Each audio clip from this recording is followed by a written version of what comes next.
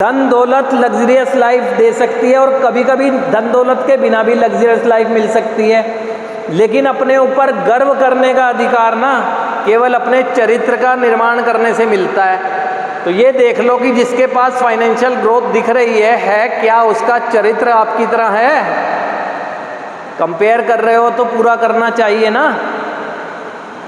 आज बहुत ऐसे लोग हैं दुनिया में जिसका फाइनेंशियल स्टेटस बहुत ज़्यादा है लेकिन संतुष्ट नहीं है, संतुष्टि की तलाश में उन लोगों के चरणों में आकर बैठते हैं जिनके पास कुछ है ही नहीं, लेकिन संतुष्टि इतनी है, उनके अपने कर्मों का तेज इतना है उनके अंदर कि उनके चरणों में वो आके बैठ जाते हैं जिनका फाइनेंशियल स्टेटस ज़्यादा है। तो क्या हुआ? मायने रखा, व्यक्तित्व मायने रखा ना। तो आप यहाँ पर ये भी तो देख लो, जिसके पास फाइनेंशियल स्टेटस ज़्यादा है उसका चरित्र भी है वैसा आपके जितना। ये भी तो देख लो, क्या वह संतुष्ट है आपकी तरह? तो कंपेयर करो तो पूरा करो, क्योंकि भौतिकवादी चीज़ें संतुष्टि नहीं देंगी। मैं ये नहीं कह रहा कि आपको कोई अधिकार नहीं है, सुख सुविधाओं का अधिकार है, आपको ज़्यादा से ज़्यादा प्राप्त करने का अधिकार है, लेकिन अपनी मेहनत से और अपने कर्म से है ना। किसी की जेब में झांक कर नहीं है ना।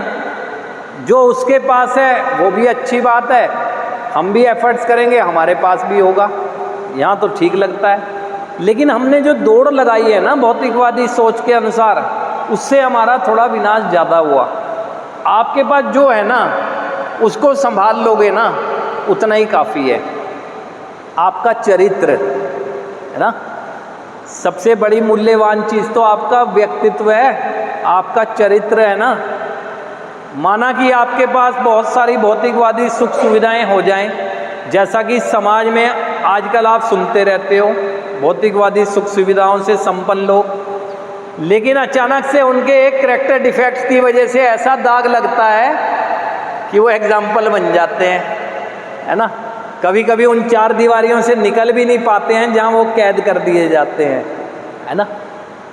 उनका बॉडी ही निकलती है वहाँ से।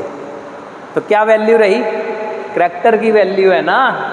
धन दौलत से वो चीज़ें कोई कर सकते हैं? आजकल तो आप लोग 24 घंटे अपडेट रहने वाले लोग हैं, पूरे विश्व स्तर पे देख लो, अपने आसपास शहरों में देख लो, अपने देश में ही देख लो, तो वहाँ कैरेक्टर की अच्छे चरित्र की वजह से अंदर नहीं गए। धन दौलत था, उनके चरित्र ने एक ऐसा दाग लगाया कि वो उन्हें अपयश का पात्र बनना पड़ा।